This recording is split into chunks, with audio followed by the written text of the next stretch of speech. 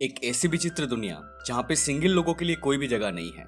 अगर किसी वजह से आपके पार्टनर आपको छोड़ के चला गया है या उसकी डेथ हो गई है तो आपके पास सिर्फ 45 दिन है एक और पार्टनर ढूंढने का। अगर इन 45 दिनों में आप एक पार्टनर नहीं ढूंढ पाते हैं तो आपको एक जानवर में तब्दील कर दिया जाएगा। जी हाँ गाइस, बिल्कुल सही सुना आपने। इस मूवी का नाम है द लॉबस्टर। मूवी शुरू होती है और हम मूवी के लीड कैरेक्टर डेविड को देखते हैं जिसे उसकी वाइफ छोड़कर चली गई है और अभी वो सिंगल है। सोसाइटी के नियम के हिसाब से यहाँ सिंगल लोगों के लिए कोई भी जगह नहीं है। इसीलिए नेक्स्ट सीन में डेविड को कुछ लोग एक अनजान होटल में लेकर जाते हैं जहां उसे बताया जाता है कि उसके पास सिर्फ 45 दिन है अपना पार्टनर चुनने के लिए। और वहां डेविड की तरह और भी लोग होते हैं जिनको या तो उनकी पार्टनर छोड़ के चली गई है नहीं तो उनकी डेथ हो गई है। उन्हें यहाँ आए हुए सिंगल लोगों में से अपना पार्टनर चुनना होगा और अगर वो अपना पार्टनर 45 दिनों में नहीं चुन पाते हैं तो उन्हें उनकी पसंद के जानवर में तब्दील कर दिया जाएगा। एंड गाइस, पार्टनर चुनने का एक कंडीशन भी है कि उन्हें ऐसा पार्टनर ढूंढना है जिनके साथ उनका कुछ सिमिलरिटी हो, मतलब 36 के 36 गुण मिलना चाहिए, नहीं तो आप अपने पार्टनर से शादी नहीं कर सकते। ओके। डेविड के पास एक डॉग होता है और मैं आपको यहाँ पे बता दूं कि असल में वो डॉग उसका भाई है जो कुछ साल पहले इस होटल में आया था पर उसे उसका पार्टनर नहीं मिला था तो उसे एक डॉग में कन्वर्ट कर दिया गया था।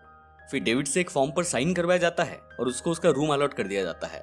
फिर डेविड के रूम में होटल की मैनेजर ओलिविया आती है और उसे पूछती है कि अगर वो अपना पार्टनर नहीं ढूंढ पाया तो वो कौन सा जानवर बनना पसंद करेगा। तो डेविड लॉबस्टर को चुनता है क्योंकि उनकी लाइफ साइकिल 100 साल से भी ज्यादा होती है और डेविड को समुद्र भी काफी पसंद है। इसके बाद ओलिविया उसे होटल के कुछ रूल्स बताती है, जैसे कि डेविड को उनके हिसाब से कपड़े पहनने होंगे और वो वहां सिर्फ ऑपोजिट जेंडर को ही अप्रोच कर सकता है, सेम जेंडर को नहीं। जब तक वो अपना पार्टनर नहीं चुन लेता तब तक वो कोई भी पार्टनर वाला गेम नहीं खेल सकता, ओनली सिंगल वाला गेम ही खेल सकता है।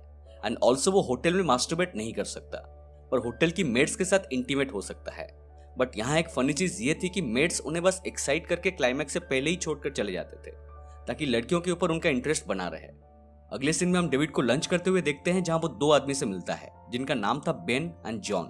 वो भी डेविड की तरह ही सिंगल होते हैं और यहाँ अपने लिए पार्टनर ढूंढने आए होते हैं। कुछ इधर उधर की बातें करने के बाद वो लोग अच्छे दोस्त बन जाते हैं। फिर आगे हम देखते हैं कि उस होटल से कुछ लोग भाग भी गए थे क्योंकि उन्हें जानवर में कन्वर्ट नहीं होना था। जितने भी सिंगल लोग इस होटल से भागे थे वो पास की एक जंगल में ग्रुप बना के छुप के रहते थे। इस ग्रुप का नाम है लोनर ग्रुप। होटल अथॉरिटी हर दिन हॉन्टिंग ऑर्गेनाइज करवाती है जहाँ पे उस होटल के जितने भी कैंडिडेट्स होते हैं उन्हें भागे हुए सिंगल्स को मारना पड़ता है। इस हंटिंग से एक फायदा ये होता है कि ये लोग लोनर ग्रुप के जितने भी लोगों को मारेंगे उन्हें उतना एक्स्ट्रा डेज मिल जाएगा। एक दिन हंटिंग पे जाते टाइम हम लोग डेविड के बगल में आश्ले नाम की एक लड़की को देखते हैं जिसके पास काफी कम टाइम बचे हुए थे।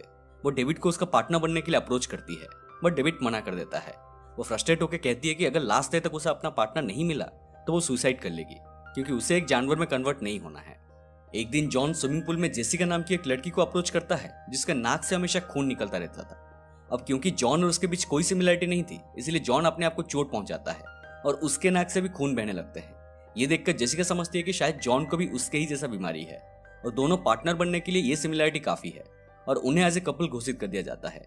What the fuck is going on here? इसके बाद या तो जॉन अपने आप को चोट पहुंचाता था नहीं तो शर्ट में केचप या रेड स्टैंड लगाता रहता था ताकि उसके पार्टनर को लगे कि उसके नाक से भी खून निकल रहा है। ऐसे ही काफी दिन बीत जाते हैं पर डेविड को उसके जैसा सिमिलर पार्टनर नहीं मिलता।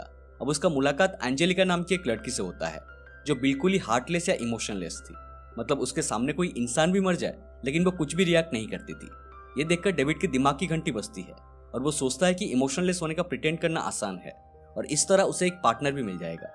एक दिन हम देखते हैं कि आश्ले का 45 दिन पूरा हो जाता है और वो होटल से नीचे कूद के अपनी जान दे देती है। उसके ठीक सामने ही एंजेलिका बैठ के कॉफी पी रही थी बट वो बिल्कुल भी रिएक्ट नहीं करती। तभी डेविड उसके पास आता है और इमोशनलेस होने का प्रिटेंड करके कहता है कि अच्छा हुआ मर गई साली। अब ये देख के एंजेलिका को लगने लगता है कि डेविड भी उसके जैसा इमोशनलेस है, इसीलिए वो उसका टेस्ट लेने के लिए चोक होकर मरने का नाटक करती है पर डेविड कुछ भी रिएक्ट नहीं करता और एंजेलिका काफी इंप्रेस हो जाती है और उन दोनों की भी शादी करा दी जाती है। मगर अभी भी कहीं ना कहीं एंजेलिका को उसके ऊपर शक था, इसलिए अगले ही दिन वो उसके डॉग यानी उसके भाई को मार देती है और उसका रिएक्शन देखती है। अपने सामने अपने भाई को मरा हुआ देखकर डेविड रो देता है और एंजेलिका को पता चल जाती है कि डेविड ने उसे झूठ बोल के शादी किया है। फिर वो डेविड को पकड़कर होटल अथॉरिटी के पास शिकायत करने जाती है मगर रास्ते में डेविड एक मेड की मदद से उसे बेहोश कर देता है और उसे ट्रांसफॉर्मेशन रूम में लेकर एक जानवर में बदल देता है। अब उस मेड ने उसकी मदद क्यों की हमें वीडियो में आगे पता चलेगा। इसके बाद डेविड होटल से भाग जाता है और जंगल में जाके उस लोनर ग्रुप से मिलता है जिसकी लीडर थी लिया और वो उन्हें ज्वाइन कर लेता है। दोस्तों, लोनर ग्रुप के भी कुछ नियम होते हैं जैसे कि ग्रुप के मेंबर्स एक दूसरे के साथ किसी भी प्रकार का प्यार या फ्लर्ट नहीं कर सकते। अगर ये करते हुए कोई पकड़ा जाता है तो उसे पनिशमेंट दी जाती है। लिया को प्यार से सबसे ज्यादा नफरत थी और उसे लगता था कि यह बस एक दिखावा है। हमले के टाइम अगर किसी के जान पर बन आती है तो वो सिर्फ अपना जान ही बचाता है, वो किसी का मदद नहीं करता या कोई उसका मदद नहीं करता। लिया डेविड से कहती है कि अगर उसे ग्रुप में रहना है तो उसे उसके नियम फॉलो करने पड़ेंगे, जिस पर वो राजी हो जाता है। अब यहाँ हमें एक और बात पता चलती है कि होटल की मेड जिसने डेविड की मदद की थी वो भी इस ग्रुप से मिली हुई थी, क्योंकि उसके हस्बैंड के साथ उसका रिलेशनशिप टॉक्सिक हो चुका था और वो उसे छोड़ना चाहती थी, मगर इससे वो सिंगल हो जाएगी और उसे भी एक पार्टनर चुनने के लिए 45 डेज होटल में रहना पड़ेगा, जो कि वो बिल्कुल नहीं चाहती थी। वो हर रोज चुपके से जंगल में आके लिया को होटल से रिलेटेड इन्फॉर्मेशन देती थी और उन्हें काफी सामान भी सप्लाई करती थी। इसके बाद हम फिर डेविड को देखते हैं, जिसका मुलाकात उस ग्रुप की एक लड़की रेचल से होती है और उसे पता चलता है कि वो भी उसकी तरह शॉर्ट साइटेड है, मतलब दूर की चीजें नहीं दिखाई देती है, और ये चीज दोनों में कॉमन थी, इसलिए डेविड का उसके साथ एक बॉन्डिंग शुरू हो जाती है। हम देखते हैं कि इस ग्रुप के मेंबर्स हफ्ते में एक बार फॉर्मल कपड़े पहनकर हस्बैंड वाइफ बनकर सिटी में जाते हैं और अपनी जरूरत का सामान लेते हैं। लेकिन एक दिन अचानक एक पुलिस वाला को डेविड के ऊपर शक हो जाता है और उसे उसका मैरिज सर्टिफिकेट दिखाने कहता है। तब रेचल आकर उसे बचा लेती है ये कहकर कि मैं उसकी वाइफ हूँ। फिर रात के वक्त ये लोग होटल पर अटैक करते हैं, जिसमें मेड भी इनकी हेल्प करती है और वो सबसे पहले होटल के मैनेजर्स को टारगेट करते हैं। वो उसके हस्बैंड को गन पॉइंट में रखकर उसे ओलिविया को शूट करने के लिए कहते हैं और अपनी जान बचाने के लिए वो गांडू अपनी वाइफ को शूट भी कर देता है, पर गन खाली होता है तो वो बच जाती है। दोस्तों, लोनर ग्रुप का मकसद उन्हें मारना नहीं था, बल्कि उन्हें सच दिखाना था कि उनकी रिलेशनशिप कितनी फेक है। इसके बाद वो उन्हें उसी हालत में छोड़कर चले जाते हैं और ओलिविया अपने हस्बैंड के ऊपर एकदम आग बबूला हो जाती है। इसी बीच डेविड जॉन से मिलता है और जेसिका से कहता है कि जॉन को कोई भी बीमारी नहीं है। उसने उसे झूठ बोला था कि उसके नाक से खून बहता है, जिससे जेसिका काफी अपसेट हो जाती है। इसके बाद वो अपने कैंप में वापस आ जाते हैं और उसी रात मेड भी उनके ग्रुप में शामिल हो जाती है। अब जैसे जैसे समय बीतता जाता है, डेविड और रेचल एक दूसरे के और भी करीब आ जाते हैं और उनका रिश्ता प्यार में बदल जाता है। वो लोग आपस में साइन लैंग्वेज में बात करते हैं ताकि ग्रुप के मेंबर्स को उनके ऊपर शक ना हो, और बीच बीच में जंगल के अंदर जाके इंटीमेट भी होने लगते हैं। वो दोनों यहाँ से भागने के बारे में सोचते हैं, लेकिन अचानक एक दिन लिया को उनके रिलेशनशिप के बारे में पता चल जाती है, क्योंकि रेचल डेविड के साथ उसके रिलेशन को एक डायरी में लिखी होती है और वो डायरी लिया को मिल जाती है। उसे काफी गुस्सा आता है, मगर वो इसके बारे में उन्हें कुछ भी नहीं बताती है। एक दिन वो रेचल को डॉक्टर दिखाने के बहाने हॉस्पिटल लेकर जाती है। वो उसे कहती है कि इस ऑपरेशन के बाद उसकी आंखें ठीक हो जाएगी और उसे सब कुछ साफ दिखाई देने लगेंगे, मगर डॉक्टर की मदद से वो उसे अंधी कर देती है ताकि डेविड के साथ उसका और सिमिलैरिटी ना रहे। जब रेचल को इसके बारे में पता चलती है तो वो एकदम से पागल हो जाती है और उसके ऊपर हमला करती है, मगर लिया के बदले वो उस मेड को मार देती है। जब डेविड को इसके बारे में पता चलती है तो वो काफी अपसेट हो जाता है, क्योंकि दोनों का प्लान था कि यहाँ से भाग के सोसाइटी में एक नॉर्मल लाइफ जीना, मगर यह अब पॉसिबल नहीं है क्योंकि दोनों के बीच में अब कोई भी सिमिलैरिटी नहीं है। उस समय डेविड कहता है और मौका देखकर लिया के ऊपर हमला करता है और उसे बेहोश करके बांध के एक कब्र में फेंक देता है, जहाँ कुछ जंगली कुत्ते आके उसे डिनर कर लेते हैं। इसके बाद डेविड रेचल को वहां से भगाकर ले जाता है और दोनों एक रेस्टोरेंट में जाते हैं, जहाँ डेविड एक चाकू मंगवाता है, क्योंकि उससे भी अंधा होना था ताकि दोनों के बीच में फिर से सिमिलैरिटी आ जाए और दोनों एक नई जिंदगी की शुरुआत कर सके। वो वॉशरूम में जाके अपने आंख में चाकू घोंप के अंधे होने की कोशिश करता है, मगर उसके हाथ कांपने लगते हैं और हमें रेचल को दिखाया जाता है जो कि डेविड के इंतजार में बैठी हुई थी, और मूवी यहीं पर खत्म हो जाती है। तो ये थी द लॉबस्टर की पूरी कहानी। फिल्म के एंड में हमें यह पता नहीं चलता कि क्या डेविड ने खुद को अंधे करने में कामयाब हुआ या नहीं, बट इसका जवाब हमें फिल्म के पोस्ट क्रेडिट सीन में मिलता है, जहां हमें समुद्र की लहरों को दिखाई जाती है।